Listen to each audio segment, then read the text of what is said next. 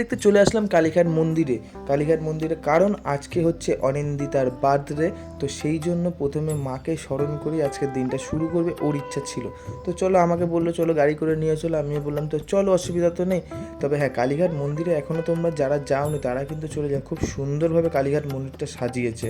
তারপর আমরা গাড়ি থেকে নেমে পুরোহিতকে ধরলাম, চেনাশোনা আমাদের পুরোহিত ছিল, তো ওনার কাছ থেকে পুজো টুজো বলে দিলাম কি করতে হবে, কত টাকার। তবে উনি চলে যাচ্ছে আগে, আমরা যাচ্ছি পরে পরে। ফাঁকাই ছিল মোটামুটি, কারণ শনিবার অনুযায়ী যে ভিড়টা থাকে সেই ভিড়টা কিন্তু ছিল না। মন্দিরটার ভিতরে ঢুকছি, দেখো খুব সুন্দরভাবে সাজানো। আগে যারা কবে গেছো আমি জানি না, তবে আমি কিন্তু এই মন্দির ঠিক হবার পর এই প্রথমবার গেলাম।